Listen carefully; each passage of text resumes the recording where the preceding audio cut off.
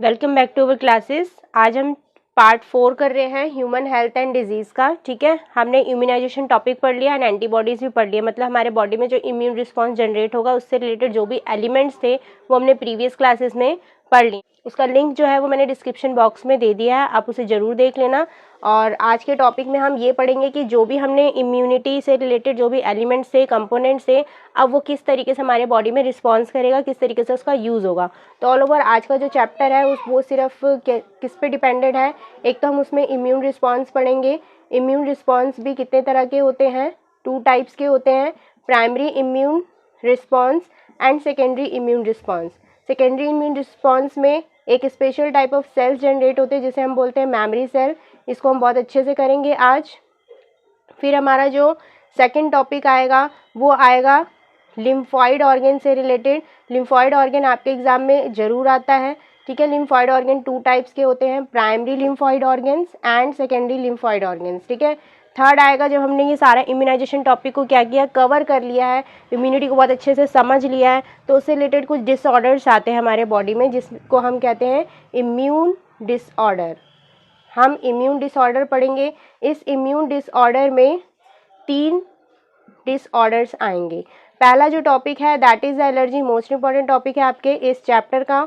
Second जो होगा वो क्या होगा, ऑटो इम्यूनिटी, हल्का सा इसका डेफिनेशन है, बहुत छोटा सेक्शन होगा। एंड लास्ट जो है वो है एड्स। इसमें आपके कॉजेज, ट्रीटमेंट आएंगे और एक साइकिल या प्रोसेस आएगा कि किस तरीके से जो रेट्रोवायरस है वो एड्स कॉज करता है। लास्ट टॉपिक जो होगा हमारा आज के सेक्शन का वो होगा कैंसर, और कैंसर भी हम पढ़ेंगे। इसमें मोस्ट इम्पॉर्टेंट जो टॉपिक आएगा हमारा टाइप्स ऑफ कैंसर, वो ज़्यादा इम्पॉर्टेंट है। और उसमें से एक टॉपिक आएगा मेटास्टासिस, वो भी हम आज की क्लास में पढ़ेंगे कि मेटास्टासिस क्या होता है। तो अब इन टॉपिक्स को हम डिटेल में कवर करते हैं। तो आज का जो हमारा लेक्चर होगा इट इज़ थ्योरिकल बेस्ड। तो आपके सामने नोट्स होंगे जिसको मैं आपको डिक्टेट करूँगी और पूरी समझाने की कोशिश करूँगी। ठीक है, तो हमारा जो फर्स्ट टॉपिक था that is immune response. Immune response में हम पढ़ेंगे कि ये जो इम्यून रिस्पॉन्स होता है ये 2 टाइप्स के होते हैं। ठीक है, तो इम्यून रिस्पॉन्स में हम सबसे पहले प्राइमरी इम्यून रिस्पॉन्स को पढ़ेंगे and then we will switch on to the secondary immune response. ठीक है, प्राइमरी का मतलब जो first onset of immune response होता है हमारे बॉडी में उसे हम प्राइमरी इम्यून रिस्पॉन्स बोलते हैं। ठीक है, कोई चीज़ हम जब बहुत फर्स्ट टाइम पे समझते हैं या सीखते हैं तो हमें टाइम लगता है, लेकिन जब हम उसके आदी हो जाते हैं, सेकंड टाइम हमें वो काम करना पड़ता है या आगे जाके फिर फ्रीक्वेंट वो हमारे लिए क्या हो जाता है, बहुत ईजी काम हो जाता है।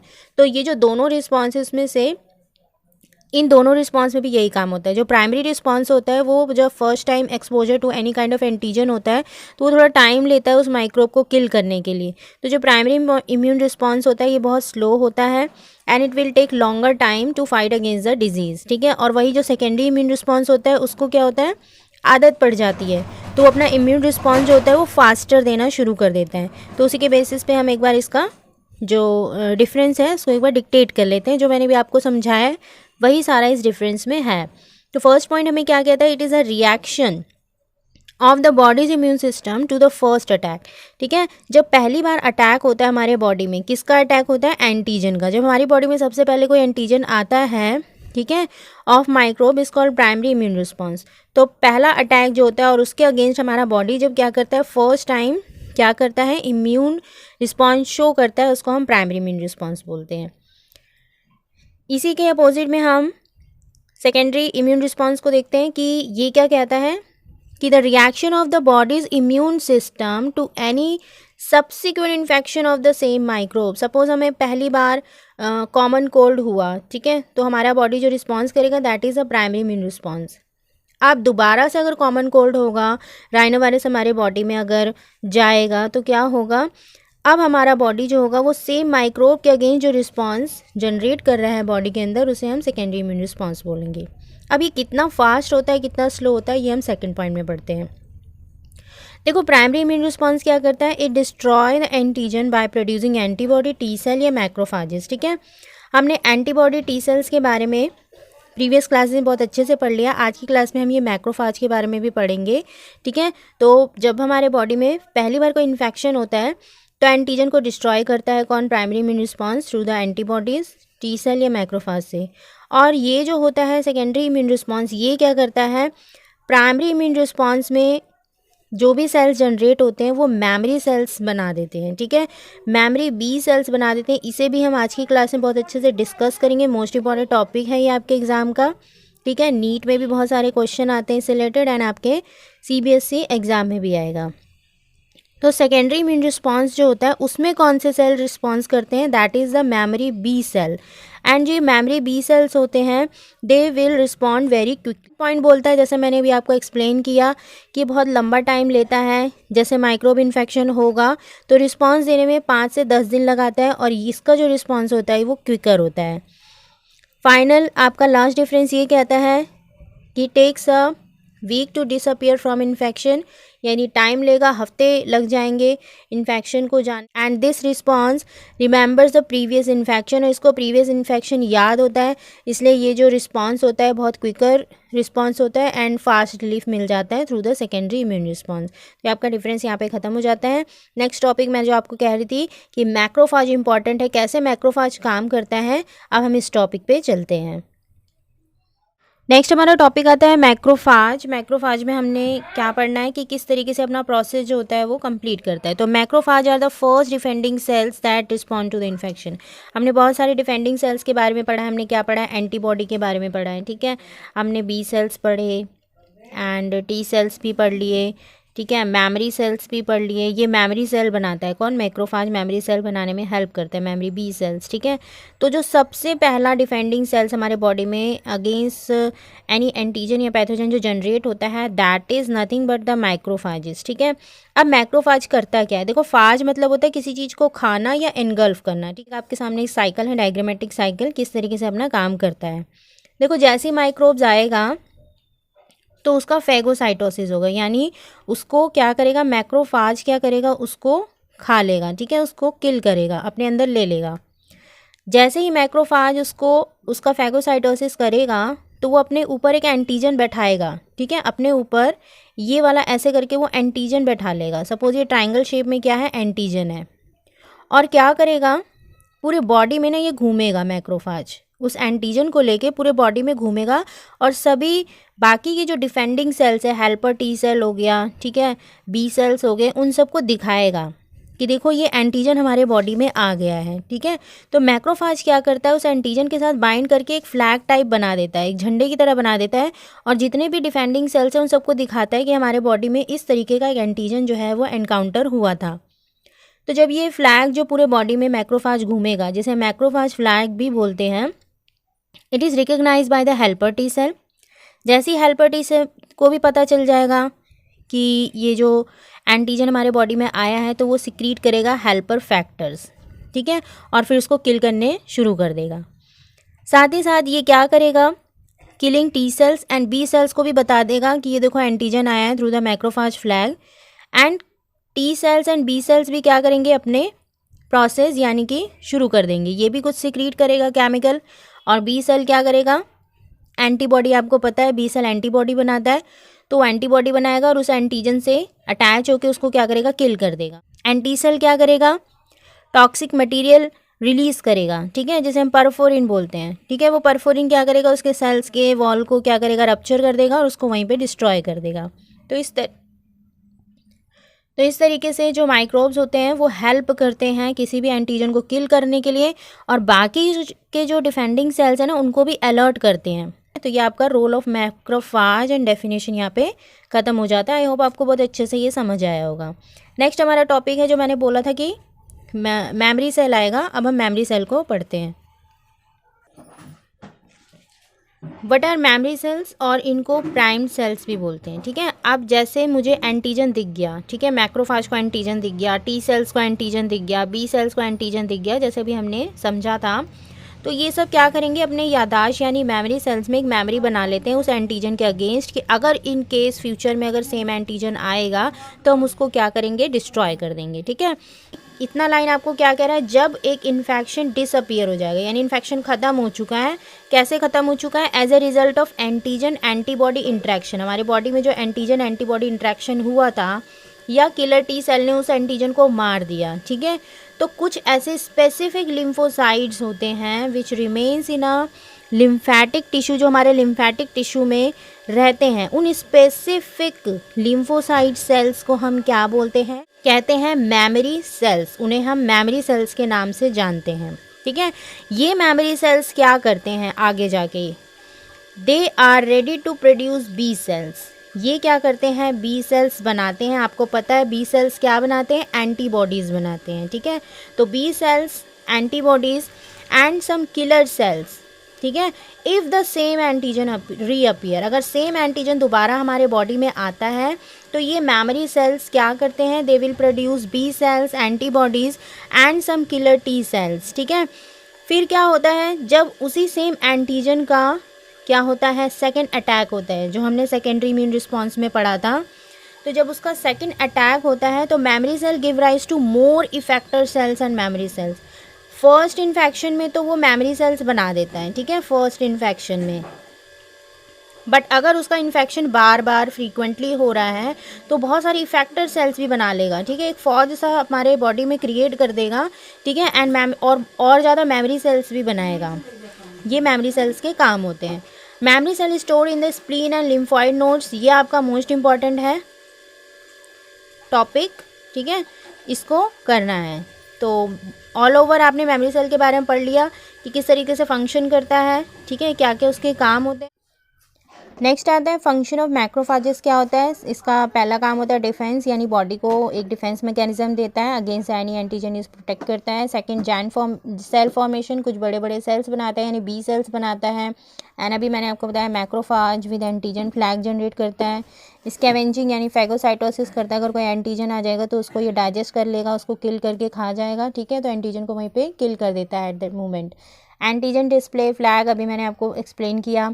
Secretion of endogenous pyrogen, it plays a role in inflammatory response, यानी कभी कभी एंटीजन इन्फेक्शन होता है तो हमारा बॉडी क्या करता है? इन्फ्लामेशन कॉज कर देता है बॉडी में, सो दैट पता चल जाए कि हमें इन्फेक्शन हो रखा है। और किसी भी बॉडी ऑर्गन में इन्फ्लामेशन होना एक हमारे बॉडी का डिफेंस मैकेनिज्म होता है। जहाँ पे इन्फ्लामेशन ज़्यादा हो जाता है तो क्या होता है? माइक्रोबियल इन्फेक्शन कम होने के चांसेस होते हैं। तो अभी आपका ये सारा इम्यून रिस्पांस खत्म होने के बाद हमारा जो सेकंड टॉपिक था that is a lymphoid organ, हम उसकी तरफ चलते हैं। तो immune system in the body comprise of 3 bodies, lymphoid organ, tissue, cells and antibodies. ये हम पढ़ चुके हैं पिछले चैप्टर में, सेल्स एंड टिश्यूज़ भी पढ़ चुके हैं, ये हमने नहीं पढ़ा था, ठीक है, जो आज की क्लास में हम पढ़ेंगे लिम्फॉइड ऑर्गन्स के बारे में। लिम्फॉइड ऑर्गन हमारे बेसिकली कौन कौन से होते हैं? Primary lymphoid organ, secondary lymphoid organ, ठीक है। प्राइमरी लिम्फॉइड ऑर्गन में बोन मैरो एंड थाइमस आता है। Bone marrow B lymphocyte and T lymphocyte बनाते हैं, ठीक है। फाइनली बी लिम्फोसाइड एंटीबॉडीज़ बनाते हैं एंड जो टी लिम्फोसाइड होते हैं बहुत सारे सेल्स बनाते हैं, 3 kind, helper T cell, killer T cell and suppressive T cell, जो क्या करते हैं? एंटीजन को सीधा किल करने का काम करते हैं। हमने प्रीवियस लेक्चर में अच्छे से पढ़ लिया, इन सब का लिंक आपके डिस्क्रिप्शन बॉक्स में दे रखा है मैंने, ठीक है। नेक्स्ट आता है सेकेंडरी लिम्फॉइड ऑर्गन। इसमें जो मेन 3 लिम्फॉइड ऑर्गन है इसके बारे में आज हम पढ़ेंगे। स्प्लीन के बारे में भी मैंने बताया था कि they produce lymphocytes and phagocytes, and जो मेमोरी सेल्स होते हैं वो यहीं पे क्या होते हैं? स्टोर होते हैं स्प्लीन में, ठीक है। एंड लिम्फॉइड नोड्स के बारे में पढ़ेंगे, इम्यून रिस्पॉन्स, माल्ट के बारे में पढ़ेंगे, म्यूकोजल एसोसिएटेड लिम्फॉइड टिश्यू, ठीक है, ये हमने बैरियर्स के में टॉपिक में पढ़ा था, ठीक है, कि हमारे बॉडी में कौन कौन से बैरियर्स होते हैं, फिजिकल बैरियर, जो हमारे बॉडी में एक डिफेंस मैकेनिज्म का काम करते हैं। तो चलते हैं इनके बारे में एक बार डिटेल में अच्छे से पढ़ लेते हैं। तो सेकेंडरी लिम्फॉइड ऑर्गन में सबसे पहला आता है स्प्लीन। स्प्लीन जो होता है it is a bean shaped organ, ठीक है, विच कंटेनिंग लिम्फोसाइड एंड फैगोसाइड, जिसमें लिम्फोसाइड एंड फैगोसाइड्स होते हैं। It filters the blood and trapping the pathogen in it, ये ब्लड को फिल्टर करता है और पैथोजन को क्या करता है? ट्रैप करके और फिर उनका फैगोसाइटोसिस कर देता है, ठीक है। लिम्फ नोड्स क्या होते हैं? They are the small structure located at different points along the lymphatic system. हमारे बॉडी का जो लिम्फेटिक सिस्टम होता है वहाँ पे ये अलग अलग जगह पे प्रेजेंट होता है। Trap and phagocyte the micro organism, ये फैगोसाइट कर देता है माइक्रो ऑर्गेनिज्म को जो एंटीजन की तरह होते हैं, उनको फैगोसाइट कर देता है। And other organism present in the lymph and tissue fluid, हमारे बॉडी में या कोई भी टिश्यू फ्लूइड हो गया, ब्लड में या लिम्फ में कोई एंटीजन या पैथोजन होता है तो ये उसको क्या करता है? ट्रैप कर लेगा, ठीक है, और ट्रैप करने के बाद उसको क्या करेगा? वो किल कर देता है वहीं पे। It help in immune response, lymph node जो होता है वो इम्यून रिस्पॉन्स में भी हेल्प करता है, ठीक है। आता है बाल्ट, ये आपके टेक्स्ट बुक के पीछे एक फुल फॉर्म भी है, क्या होता है, it is located with the lining of the main tract in the body like respiratory, digestive and urinary tract. हमारे बॉडी में जहाँ पे भी डक्ट लाइनिंग होता है या कोई cavity like pipe like structure होता है बॉडी में, तो उसके इनर लाइनिंग में ये जो होता है ये म्यूकस बनाता है, कोटिंग कर देता है म्यूकस की। It contains 50% of the lymphoid tissue in the human body, और ये लिम्फॉइड टिश्यू ह्यूमन बॉडी का जो 50% लिम्फॉइड टिश्यू है वो इसी के अंदर होता है। और आपको पता है कि लिम्फॉइड टिश्यू क्या करता है, एक इम्यून रिस्पॉन्स का मैकेनिज्म शो करता है। तो आपका जो सेकेंडरी लिम्फॉइड ऑर्गन है वो ख़त्म हो जाता है यहाँ पे। अब नेक्स्ट जो हमारा टॉपिक आ रहा है that is disorder of immune system, यानी हमने इम्यून सिस्टम को बहुत अच्छे से समझ लिया है, लेकिन समटाइम्स हमारा इम्यून सिस्टम में कुछ डिसऑर्डर आ जाते हैं, यानी हमारा जो इम्यून सिस्टम है वो क्या करता है, डिसफंक्शन करना शुरू कर देता है। ठीक है, तो कौन कौन से प्रॉब्लम जनरेट होते हैं हमारे बॉडी में, तो उससे रिलेटेड आपका एक फर्स्ट टॉपिक एलर्जी आएगा, then immune auto immune disorder आएगा। ठीक है, उसे एग्जाम में पढ़ना है, बहुत इंपॉर्टेंट क्वेश्चन है, इससे रिलेटेड क्वेश्चंस आते हैं, ये जो अब टॉपिक हम पढ़ने जा रहे हैं। ठीक है, तो एलर्जी क्या होता है, आप सब इस वर्ड से अवेयर हो, लोगों के साथ ये होता भी है। ठीक है, but allergy in scientific term होता क्या है और किस कारण से हमारे बॉडी में एलर्जिक रिएक्शन शो होते हैं। ठीक है, तो उसे हम आज अच्छे से डिटेल में पढ़ेंगे। एक एक लाइन आपके लिए एक एक वर्ड इंपॉर्टेंट है, क्योंकि क्वेश्चन किसी से भी बन के आ सकता है, और केस स्टडीज़ आ रहे हैं तो कुछ भी पूछ सकता है कि एलर्जी कॉजिंग केमिकल से रिलेटेड कोई क्वेश्चन आ सकता है। ठीक है, एंड कॉजेज़ ऑफ एलर्जी से रिलेटेड या उसके टाइप से रिलेटेड कुछ भी क्वेश्चन आ सकता है, ये कौन से सेल्स जनरेट होते हैं। ठीक है, तो let's switch on to the allergy topic. तो allergy is an inappropriate response, पहली बात तो हमें ये पढ़ना है कि एलर्जी एक हमारे बॉडी का ही रिस्पॉन्स होता है। ठीक है, of a person to harmless substances like body from the environment in the food और इन द मेडिसिन। ठीक है, पहले इस लाइन पे हम फोकस करते हैं। देखो एलर्जी क्या होता है, ये बॉडी का रिस्पॉन्स होता है इन अ पर्सन, किसके अगेंस्ट ये रिस्पॉन्स होता है, किसी एंटीजन या पैथोजन के अगेंस्ट नहीं होता है। क्या होता है, कुछ ऐसे सब्सटेंस होते हैं ना जो हार्मलेस होते हैं हमारे बॉडी के लिए, वो अगर हमारे बॉडी में चले जाते हैं तो हमारा बॉडी क्या करता है, रिस्पॉन्स करना शुरू कर देता है। ठीक है, अब वो हार्मलेस ऑब्जेक्ट या तो हमें एनवायरनमेंट से मिल सकता है, या हमें फूड से मिल सकता है, या कोई हमने गलत मेडिसिन ले ली। ठीक है, या मेडिसिन ले लिया जिसके अगेंस्ट हमारा बॉडी क्या है, सेंसिटिव है, तो भी हमें एलर्जिक रिएक्शन हो सकता है। एलर्जी जो होता है ऑब्वियस सबसे ज़्यादा किस में होगा, एलर्जिक पर्सन होते हैं। ठीक है, उनमें ये पाया जाएगा, तो it occurs only in allergic person. ठीक है, क्या होता है, in allergic people the body develop IgE antibody. मैंने आपको एंटीबॉडीज़ के बारे में पढ़ाया था पिछले वीडियो में। ठीक है, मेरे सारे वीडियोस को देख लेना, लिंक मैंने सारे डिस्क्रिप्शन बॉक्स में दे रखे हैं। ठीक है, तो जब हमारे बॉडी में एलर्जी होता है तो उस टाइम पे जो बॉडी एंटीबॉडी हमारे बॉडी में जनरेट होता है दैट इज़ द IgE। ठीक है, ये क्या करता है, हमारे बॉडी को ना सेंसिटिव बना देता है, सेंसिटिव बना देगा कि कोई भी पैथोजन अगर हमारे बॉडी में आएगा ना तो क्या करेगा, हमारा बॉडी रिस्पॉन्स करना शुरू कर देगा। कौन कौन से रिस्पॉन्स करना शुरू कर देगा, स्नीजिंग, कफिंग, ठीक है, एंड अस्थमा टाइप सिम्टम्स आएंगे, या हमारे स्किन में स्वेलिंग हो जाएगा, रेडनेस आ जाएगा हमारे स्किन में। ठीक है, इचिंग शुरू हो जाता है हमारे बॉडी में। ये सब किसकी वजह से होता है, IgE एंटीबॉडी जो होता है वो एक्टिवेट हो जाता है और कुछ केमिकल सिक्रीट करना शुरू कर देता है लाइक हिस्टामिन। हिस्टामिन हमारे बॉडी में क्या करता है, एलर्जिक सिम्टम्स शो करने में रिस्पॉन्स करता है, एक बहुत बड़ा मेजर रोल प्ले करता है। एलर्जेंस कौन कौन से होते हैं, एलर्जन वो सब्सटेंस या ऑब्जेक्ट होते हैं, ठीक है, जो एलर्जी कॉज करते हैं। मैंने भी आपको डेफिनेशन में पढ़ाया कि some harmless substance when enter to our body, वही हार्मलेस सब्सटेंस को हम क्या कहते हैं, वी कॉल इट एलर्जेंस। ठीक है, तो allergens are allergy causing substances that is the harmless substances. ये कहाँ से आ सकते हैं, या तो एनवायरनमेंट होंगे, या फूड में प्रेजेंट होंगे, या कोई मेडिसिन हमारे बॉडी में आ गया, मेडिसिन का कोई सॉल्ट हमारे बॉडी में आ गया तो वो एलर्जी कॉज कर सकता है। In non allergic people, suppose कुछ पीपल होते हैं उनको एलर्जी नहीं होता है, यानी हम उसको बोलते हैं वो ज़्यादा सेंसिटिव नहीं है, उनमें क्या होता है, जो टी सेल्स होते हैं वो डायरेक्ट एंटीजन या हार्मलेस ऑब्जेक्ट को क्या करते हैं, पहचान जाते हैं, और बी सेल उनको प्रिवेंट कर देता है। ठीक है, तो उनमें ये सारे रिस्पॉन्स देखने को नहीं मिलते हैं। तो ये आपका एलर्जी है, एलर्जी हमने पढ़ लिया, एलर्जी का डेफिनेशन पढ़ लिया, एलर्जिक पर्सन में होता है ये। ठीक है, कौन सा एंटीबॉडी सिक्रीट होता है, नॉन एलर्जिक में क्यों नहीं होता है, क्योंकि टी सेल्स होते हैं वो रिकग्नाइज कर लेते हैं उनको और फिर फाइट करके हटा देते हैं। ठीक है, आपके सामने एक एलर्जी का एक फ्लो डायग्राम है। ठीक है, डायग्रामेटिकल एक व्यू है, इसको अच्छे से समझ लेते हैं। तो जैसा मैंने भी आपको एक्सप्लेन किया कि कोई अगर एलर्जन आता है, एलर्जन जो होता है वो क्या हो सकता है, कोई भी एनवायरमेंटल ऑब्जेक्ट हो सकता है, लाइक डस्ट हो गया, ठीक है, पॉलन ग्रेन हो गया, ठीक है, और क्या हो सकता है, कोई मेडिसिन हो सकता है या मेडिसिन का कोई सॉल्ट हो गया। ठीक है, तो ये जो एंटीजन है ये सबसे पहले जब आएगा बॉडी के अंदर तो बी सेल्स एक्टिवेट हो जाते हैं। बी सेल्स क्या करते हैं, प्लाज्मा सेल्स बनाएंगे, एंड प्लाज्मा सेल्स आपको पता है क्या बनाते हैं, एंटीबॉडी बनाएंगे। लेकिन जब एलर्जी के केस में एक स्पेशल टाइप ऑफ एंटीबॉडी बनता है जिसे हम बोलते हैं IgE। ठीक है, अभी मैंने आपको एक्सप्लेन किया है। अब ये जो एंटीबॉडी होते हैं, ठीक है, ये एंटीबॉडी हमारे ब्लड के एक स्पेशल सेल्स होते हैं जिन्हें हम मास्ट सेल्स बोलते हैं, या फिर उसको क्या बोलते हैं, बेसोफिल। ठीक है, ये या तो बेसोफिल्स में या फिर मास्ट सेल में ये एंटीबॉडी अटैच हो जाएंगे। अटैच होने के बाद नेक्स्ट स्टेप में ये जो mast cell containing the IgE, ये जो कौन सा एंटीबॉडी यहाँ पे दिख रहा है आपको, IgE, तो mast cell containing IgE will combined with the allergens. ठीक है, एलर्जन क्या होते हैं, हार्मलेस सब्सटेंस, ये हार्मलेस सब्सटेंस होते हैं। ठीक है, एंड ये एंटीबॉडी है विच इज़ IgE।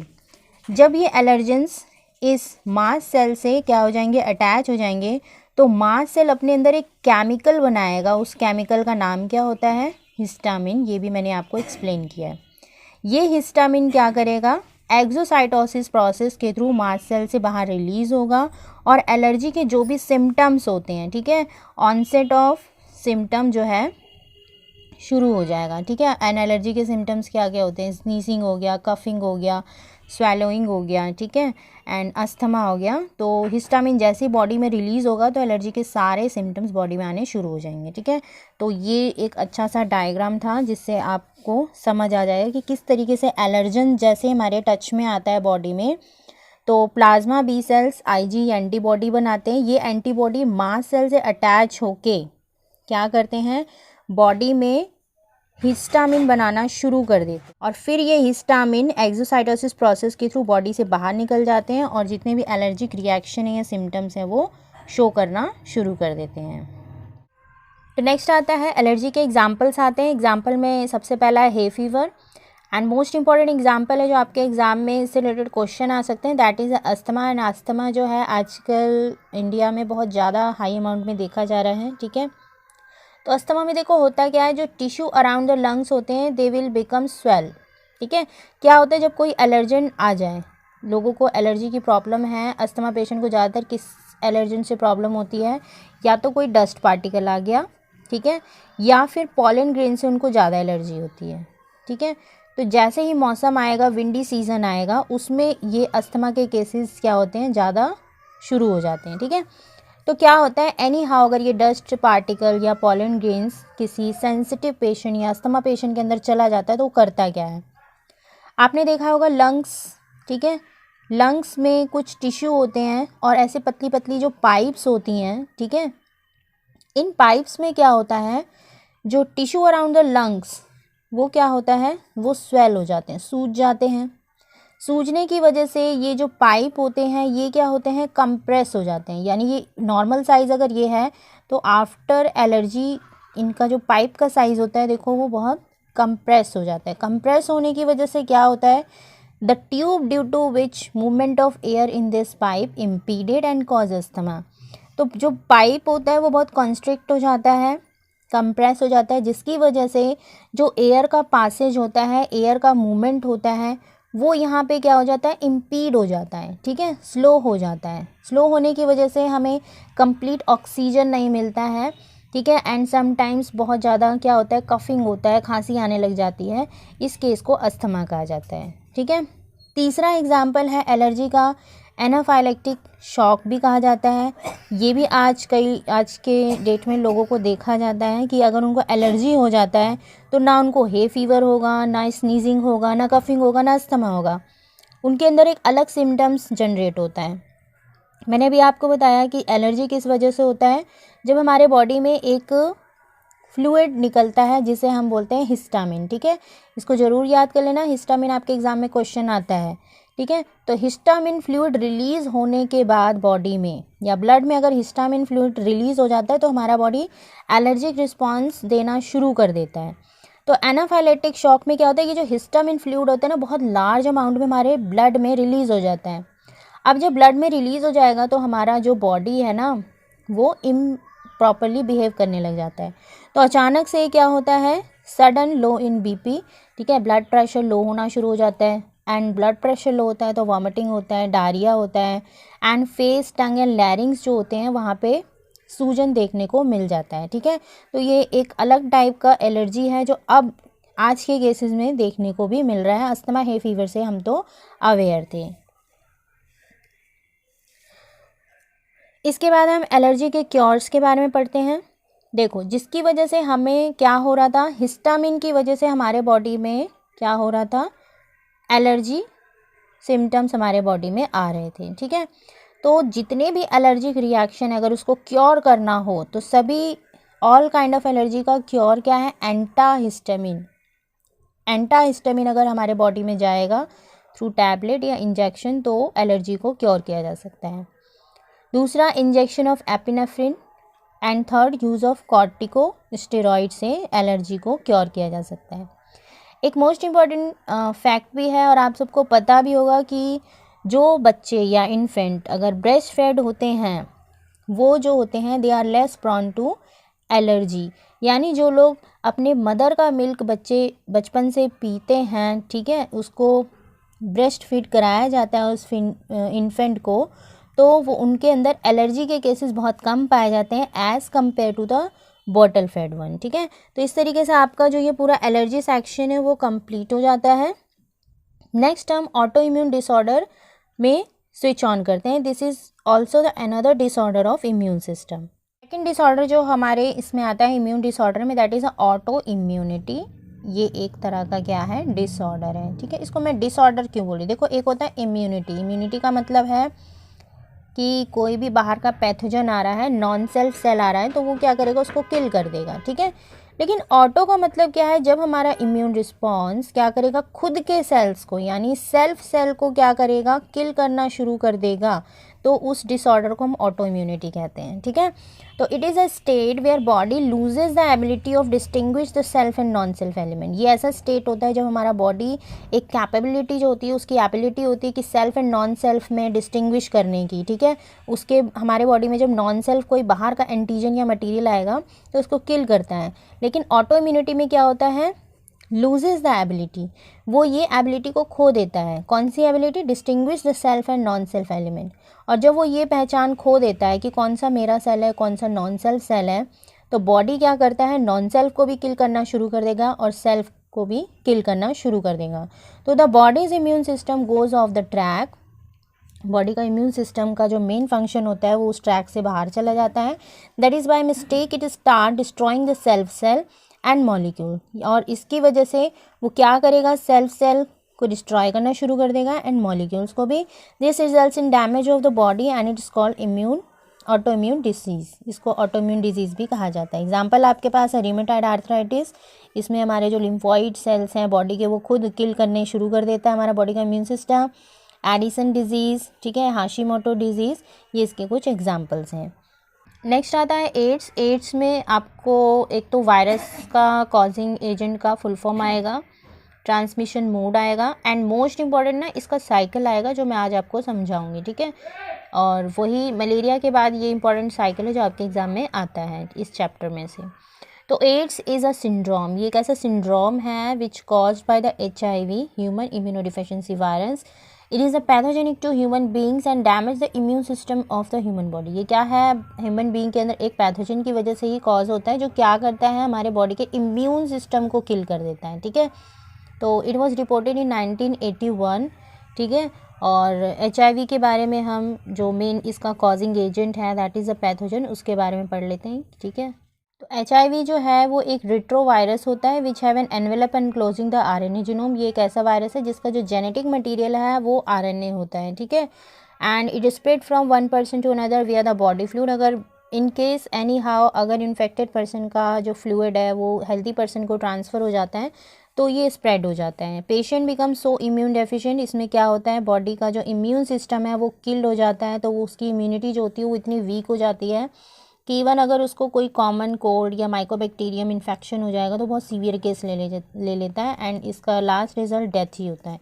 तो दैट ही और she can't protect himself from such serious infection, और ऐसे इन्फेक्शन से उसका बॉडी जब इम्यून सिस्टम ही वीक हो जाएगा, वो स्ट्रॉन्ग नहीं रहेगा, तो उसका इन्फेक्शन बढ़ता रहता है और फिर फाइनली फेटल डिजीज़ बन जाता है ये। Transmission of HIV, sexual contact with infected person, sharing the infected needle in case of intravenous drug abuse के टाइम पे जो लोग इंट्रावीनस ड्रग लेते हैं वहाँ से भी नीडल के थ्रू इन्फेक्टेड नीडल का इस्तेमाल कर लिया तो भी इन्फेक्शन हो सकता है। By transfusion of contaminated blood, अगर कंटामिनेटेड ब्लड यानी इन्फेक्टेड ब्लड हेल्दी पर्सन को चला गया तो भी इसका ट्रांसमिशन हो जाता है। From infected mother to her child through the placenta, और प्लेसेंटा के through if mother is infected तो वो क्या होता है बेबी को भी ट्रांसफ़र हो सकता है। आपके पास मोड ऑफ HIV इन्फेक्शन का एक ये क्या है साइकिल है कि किस तरीके से हमारे बॉडी में इन्फेक्ट करता है, ठीक है, पॉइंट वाइज लिखे हुए हैं और साथ में आपको एक डायग्राम आएगा वो भी अच्छे से करना होगा, बट फर्स्ट ऑफ ऑल हम इसके स्टेप्स को समझ लेते हैं, ठीक है, तो डायग्राम आपको आसानी से ईजिली याद हो जाएगा, ठीक है। तो देखो फर्स्ट पॉइंट क्या कहता है कि virus enter the macrophages after entering the body of a person, ठीक है। जैसे ही वायरस का इन्फेक्शन होगा यानी HIV बॉडी के अंदर आएगा तो सबसे पहले वो मैक्रोफाज के पास जाएगा वायरस, ठीक है। जैसे ही मैक्रोफाज के पास जाएगा तो मैक्रोफाज क्या करेगा, उसको किल कर देगा, ठीक है। किल करेगा तो उसका जो RNA होगा वायरस का, क्योंकि ये एक रेट्रोवायरस है तो उसका जेनेटिक मटेरियल क्या होगा, RNA होगा, तो RNA gets replicated to form a viral DNA, यानी वो होस्ट DNA का इस्तेमाल करके क्या करेगा, RNA से क्या बना देगा, वो वायरल DNA बनाएगा। यानी फर्स्ट स्टेप आपको दिख रहा है इन्फेक्शन का कि उसने RNA से वायरल DNA बनाया है, ठीक है, through the process of enzyme transcriptase, ठीक है, RNA से DNA बना रहा है। नेक्स्ट थर्ड स्टेप में क्या होता है, ये जो वायरल DNA है, ठीक है, ये क्या करेगा, it incorporate into the host cell, ठीक है, ये होस्ट सेल के साथ क्या करेगा, कंबाइन करेगा, इनकॉर्पोरेट कर लेगा, and this viral DNA direct the infected cell to produce more virus, और होस्ट DNA का इस्तेमाल करके ये अपनी संख्या को ना क्या करेगा, इंक्रीज़ करता जाएगा, ठीक है, एंड वायरल DNA की संख्या जो होगी वो धीरे धीरे क्या हो जाएगी, इंक्रीज़ होने लग जाएगी। थर्ड स्टेप में उसने ये किया, फर्स्ट स्टेप में क्या हुआ, उसका इन्फेक्शन हुआ, सेकेंड स्टेप में RNA से उसने वायरल DNA बनाया, एंड थर्ड स्टेप में उसने क्या किया, होस्ट के DNA को इनकॉर्पोरेट करके उसकी मशीनरी का इस्तेमाल करके उसने अपने वायरल DNA की संख्या को इंक्रीज़ कर दिया। अब क्या होगा, ये जो प्रोसेस है मैक्रोफाजेस का जो प्रोसेस है वो कंटिन्यू रहेगा, RNA से वायरल DNA बनेगा, वायरल DNA से वायरल DNA का जो नंबर है वो इंक्रीज़ होता रहेगा। फाइनली ये जो वायरल DNA है, ठीक है, ये जो वायरल DNA था it will enter into the T lymphocyte, ये हमारे बॉडी के T लिम्फोसाइट में एंटर कर जाएगा इन द ब्लड, और T लिम्फोसाइट आपको पता है ये हमारे बॉडी का इम्यून सिस्टम है जो एंटीजन को डायरेक्ट क्या कर देता है, किल करने का काम करता है। ये क्या करता है वायरल DNA, वो T लिम्फोसाइट को इन्फेक्ट कर देता है, और जैसे ही वो इन्फेक्ट करेगा वहाँ पे कंटिन्यू रेप्लिकेट करेगा, ठीक है, कौन, viral pathogen. The number of helper T cell progressively decreases, और इस तरीके से जो T लिम्फोसाइट है उनकी संख्या क्या हो जाएगी, कम होने लग जाएगी, जिसकी वजह से इन्फेक्टेड पर्सन का जो इम्यून सिस्टम है वो वीक होने लग जाता है, and person can't produce any immune response even against mycobacterium, virus and fungi infection. और इस तरीके से जो पर्सन है उसको अगर एक सिंपल टू सिंपल या बहुत लाइट इन्फेक्शन भी हो जाता है, कॉमन कोल्ड या माइकोबैक्टीरियम, उसको TB का इन्फेक्शन हो जाता है या कोई फंगल इन्फेक्शन भी होगा तो भी वो क्योर नहीं हो पाता, क्योंकि बॉडी का इम्यून सिस्टम ही क्या हो गया है, सप्रेस हो चुका है, ठीक है। तो अभी जो मैंने आपको समझाया वहाँ पे ये आपका ये पूरा साइकिल है, ठीक है। इसमें देखो क्या बताया गया, ये है रेट्रोवायरस, ठीक है। वायरल का जो प्रोटीन कोट है उसको माइक्रोफेजेस क्या करते हैं, उसको डाइजेस्ट करते हैं, ठीक है। तो वायरल RNA कोर ये रहा, ठीक है, ये वायरस है, जैसे ये बॉडी के अंदर जाता है तो ये देखो RNA बॉडी के अंदर एंटर कर चुका है, ठीक है।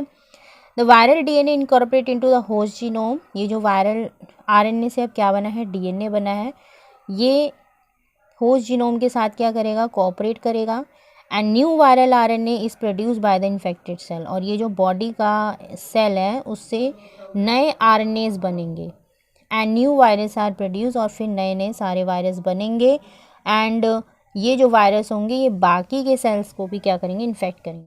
तो आपने क्या देखा है कि जो क्या था, वायरल आरएनए था, ठीक है। वायरल आरएनए ने क्या बनाया, वायरल डीएनए बनाया, ठीक है। वायरल डीएनए क्या हुआ, it incorporate with the host DNA. Host DNA के साथ इनकॉर्पोरेट होने के बाद इसने क्या किया, इन number of infected cell increase हो गए, नंबर ऑफ इन्फेक्टेड सेल्स जो थे वो इंक्रीज़ हो गए, जिसकी वजह से क्या हुआ, इन्फेक्शन इंक्रीज़ हो गया। इन्फेक्शन इंक्रीज़ जैसे ही हुआ तो दे स्टार्ट अटैकिंग द, ठीक है, अटैकिंग द टी लिम्फोसाइट, इन्होंने टी लिम्फोसाइट को अटैक करना शुरू कर दिया।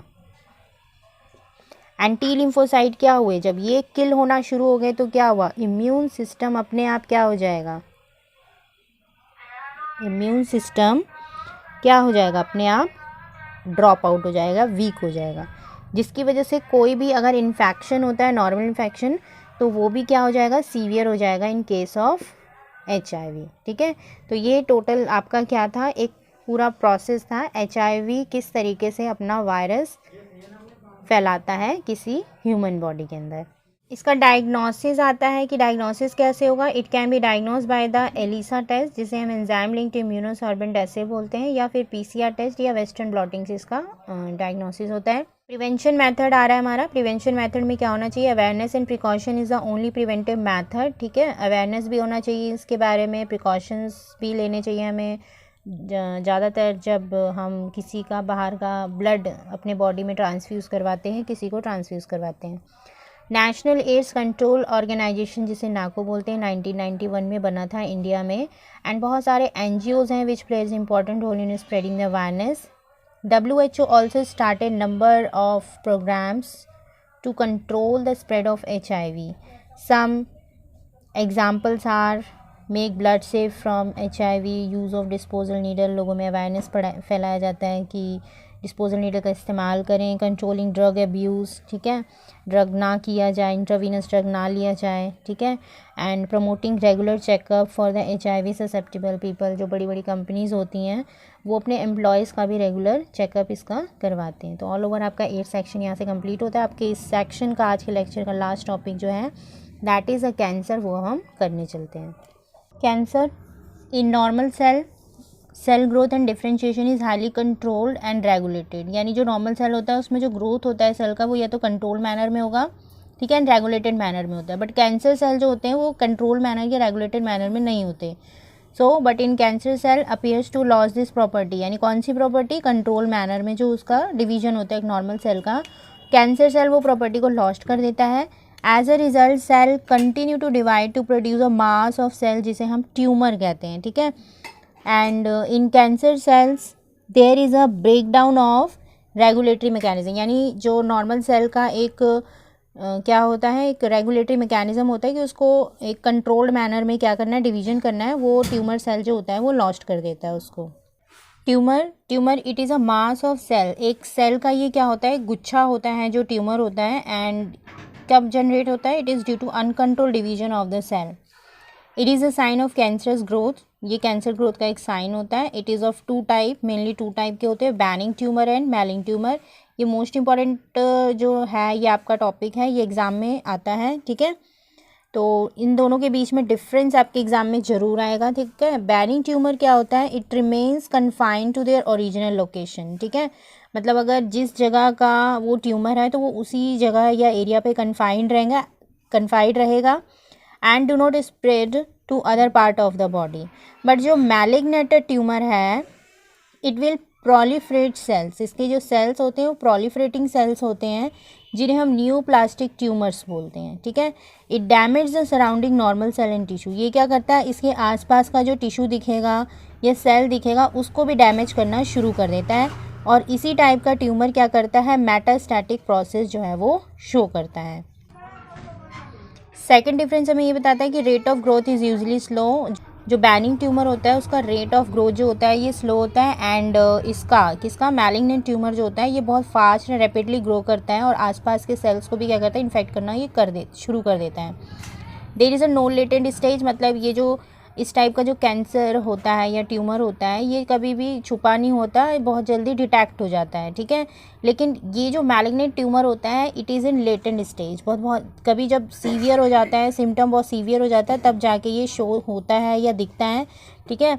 तो इसमें लेटेंट स्टेज दिखता है बट इसमें नहीं होता है। There is a no metastasis, मैंने बताया मेटास्टासिस क्या होता है, when one cancer cell spread to the other part of the body, other cell को इन्फेक्ट कर देगा, यानी अगल बगल के सेल्स को या ऑर्गन को भी क्या करेगा, ये वहाँ पे भी ट्यूमर बनाना शुरू कर देगा। उस प्रोसेस को मेटास्टासिस बोलते हैं। तो जो बैनिंग ट्यूमर है वो क्या होता है, it is remain confined to their original location, यानी ये मेटास्टासिस प्रोसेस शो नहीं करता है, and this will show the metastatic process. It cause limited damage to the body, ये बॉडी को कम डैमेज करता है क्योंकि उसी पर्टिकुलर एरिया में रहेगा, तो उसी पर्टिकुलर एरिया से या तो वो ट्यूमर रिमूव कर दिया जाता है या उस एरिया को ट्रीट कर दिया जाता है। It damage the neighbouring cells and spread to the other side. It is non cancerous and it is cancerous. तो अभी डिफरेंस में आपने देखा एक वर्ड आया था जिसे हम बोलते हैं मेटास्टासिस, ठीक है। तो ये मेटास्टासिस क्या होता है, metastasis is the spread of cancer cell from the place where they first form, यानी जिस जगह पे पहले ये बने थे उस जगह को हम क्या बोलते हैं, प्राइमरी ट्यूमर बोलते हैं, और वहाँ से ये कहाँ बॉडी के दूसरे पार्ट में चले जाते हैं, इस प्रोसेस को हम मेटास्टासिस बोलते हैं। The cancer cell from the primary site, यानी प्राइमरी ट्यूमर से travel to the another site through the blood and lymph system. क्या होता है, जो कैंसर सेल होते हैं वो प्राइमरी ट्यूमर यानी प्राइमरी साइट से वो अनदर साइट में चले जाते हैं through the blood and lymph system. Now they start a new tumour cell, यानी एक जगह से जब वो दूसरे पॉइंट पे आ जाते हैं तो वहाँ पे ये अगर इसका प्राइमरी साइट है, ठीक है, if this is its primary site, तो वहाँ से ये जब दूसरे जगह पे जाएगा तो वहाँ पे भी कैंसर सेल को स्प्रेड करना शुरू कर देगा, तो वहाँ पे एक नए ट्यूमर सेल्स जनरेट हो जाते हैं। This property is called metastasis. Metastasis is the most dangerous property of the malignant tumour, यानी मैलिग्नेंट ट्यूमर का सबसे मोस्ट डेंजरस जो प्रॉपर्टी है वो यही होता है। नेक्स्ट आता है कॉजेज़ ऑफ कैंसर। कैंसर जो होता है वो किस वजह से होता है, देखो कैंसर जो होता है उसके मेन जो कारण है वो टोटल 4 उसके रीज़न होते हैं। पहला जो है फिज़िकल एजेंट, ठीक है, अगर कोई पर्सन किसी आयोनाइज्ड रेडिएशन के टच में आता है। आयोनाइज्ड रेडिएशन कौन कौन से होते हैं, एक्सरे हो गया, गामा रे हो गया, या कुछ नॉन आयोनाइजिंग रेज भी होते हैं, यूवी रेडिएशन। बट ऐसा नहीं कि एक बार एक्सरे किया या गामा रे के टच में आ गया तो ऐसा हो सकता है। अगर हम frequent in physical agents ionise radiation या नॉन आयोनाइजेशन रेडिएशन के टच में बार बार आ रहे हैं तो क्या होता है, न्यू प्लास्टिक ट्रांसफॉर्मेशन हो जाता है, यानी नॉर्मल सेल जो होता है वो कैंसर या ट्यूमर सेल में क्या हो जाता है, डेवलप हो जाता है। तो बहुत लार्ज चांसेस रहते हैं कि अगर हम इन रेस के टच में बार बार आते हैं तो कैंसर के चांसेस ज़्यादा होते हैं। नेक्स्ट आता है chemical agents like tobacco, smoke, benzene fume, जितने भी ऑर्गेनिक कंपाउंड्स होते हैं या फिर वो ऑर्गेनिक कंपाउंड जिनमें हाइड्रोकार्बन्स की मात्रा बहुत ज़्यादा होती है, एंड कॉस्मेटिक प्रोडक्ट्स, इसमें सबसे ज़्यादा हाइड्रोकार्बन्स प्रेजेंट होते हैं। अगर ये हमारे बॉडी में एनी हाउ चले गए तो हमारे बॉडी में एक सेल होता है जिसे हम बोलते हैं ऑन्कोजिन्स, ठीक है। Oncogenes are nothing but they are the normal cell, ये नॉर्मल सेल होते हैं। लेकिन अगर इनको ये मिल गए, केमिकल एजेंट्स मिल गए, हाइड्रोकार्बन्स मिल गया, बेंजीन फ्यूम मिल गया, तो ये क्या होते हैं, एक्टिवेट हो जाते हैं। And oncogene are cancer causing gene, ठीक है। ऑन्कोजीन ऐसे जीन होते हैं which code for cancer cell, ये हमारे बॉडी में क्या करेंगे, कैंसर सेल बनाएंगे।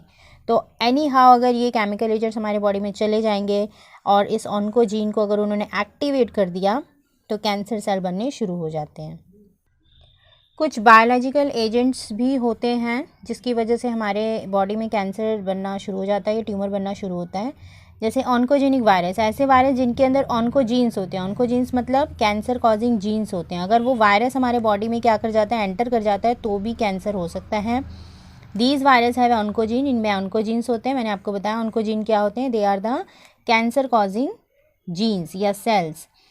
और कुछ सम अदर जीन्स भी होते हैं जिन्हें हम सेलुलर ऑन्कोजीन्स बोलते हैं। अभी मैंने आपको एक्सप्लेन किया यहाँ पे एक्सप्लेन किया था। इनको हम सेलुलर ऑन्कोजीन्स बोलते हैं या प्रोटो ऑन्कोजीन्स बोलते हैं। प्रोटो का मतलब होता है ये इनएक्टिव फॉर्म में है अभी, ठीक है। That have been identified in normal cell, ये हर नॉर्मल सेल में प्रेजेंट होता है। कौन सा? Cellular oncogene. And it will activate into the tumour cell to form the tumour. और एक्टिवेट कैसे होंगे? मैंने अभी आपको बताया केमिकल एजेंट्स होते हैं, ठीक है। कॉस्मेटिक प्रोडक्ट या हाइड्रोकार्बन इस्तेमाल कर लिया। अभी आपने देखा था जॉनसन्स के प्रोडक्ट में हाइड्रोकार्बन्स आ रहे थे, तो कुछ समय के लिए जॉनसन्स के प्रोडक्ट को बैन कर दिया गया था क्योंकि उनके इंग्रेडिएंट्स को जब देखा गया था तो उसमें हाइड्रोकार्बन्स पाए गए थे। तो र्यूमर भी फैला था एंड इसका टेस्टिंग भी हुआ था कि इसका इस्तेमाल करने से कैंसर हो सकता है, ठीक है। बट अब ऐसा कोई केस नहीं है, अब उसका इस्तेमाल किया जा रहा है, ठीक है। नेक्स्ट आता है फोर्थ जो है, इसमें क्या होता है, अगर कांस्टेंट इरिटेशन करते हैं हम, अगर अपने बॉडी के किसी सेल का या टिश्यू का अगर हम कांस्टेंट बार बार उसका इस्तेमाल कर रहे हैं, उस जगह को हम बार बार क्या करें, इरिटेट कर रहे हैं, ठीक है, तो उसकी वजह से भी उस एरिया का कैंसर हो सकता है। जैसे कि constant irritation of a tissue due to heat, due to chewing या हैवी स्मोकिंग, ठीक है। हम जब हैवी स्मोकिंग कर रहे हैं या च्यूइंग कर रहे हैं, ठीक है, या उस एरिया को या उस पार्ट को कंटिन्यू हीट मिल रहा है, तो भी क्या होता है, उस एरिया का जो ऑन्कोजीन है ना वो एक्टिवेट हो जाता है और कैंसर या ट्यूमर सेल में कन्वर्ट हो जाता है, ठीक है। आपके सामने एक एग्जांपल है कि जो कश्मीरी लोग होते हैं, ठीक है, they have higher frequency of abdominal cancer, उनको एब्डोमिनल कैंसर बहुत ज़्यादा होता है। ऐसा क्यों? क्योंकि वो लोग अपने आप बॉडी को ना हीट देने के लिए कांगरी का इस्तेमाल करते हैं। कांगरी क्या होता है, एक अर्थन पॉट होता है, ठीक है, छोटा सा, जिसमें वो बर्निंग कोल को रख लेते हैं, ठीक है, और अपने एब्डोमेन साइड में, ठीक है, अंदर की तरफ, बॉडी के अंदर की तरफ उसको हैंग कर लेते हैं सो दैट उनके बॉडी को गर्माहट मिलती रहे। लेकिन क्या होता है, उनके एब्डोमिनल एरिया में कॉन्टीन्यूस क्या हो रहा है, हीट मिल रहा है, तो वो जो एरिया है वो कॉन्टीन्यूस हीट की प्रेजेंस में क्या हो रहा है, इरिटेट हो रहा है। तो वहाँ के जो सेल्स होते हैं, उन नॉर्मल सेल्स में जो ऑन्कोजीन प्रेजेंट था, ठीक है, वो क्या हो गया, एक्टिवेट होने लग जाते हैं। इसलिए कश्मीरी लोगों में जो एब्डोमिनल कैंसर के केसेस हैं वो बहुत ज़्यादा पाए जाते हैं। तो इस तरीके से कैंसर के साथ आपका ये जो टॉपिक है ये पूरा कवर हो चुका है, ठीक है। नेक्स्ट सेशन में मैं इस चैप्टर से रिलेटेड कुछ क्वेश्चंस लेके आऊँगी, इंपॉर्टेंट डिफरेंसेस लेके आऊँगी जो आपके एग्ज़ाम में आ सकते हैं, ठीक है। तो मिलते हैं अपने नेक्स्ट क्लास में।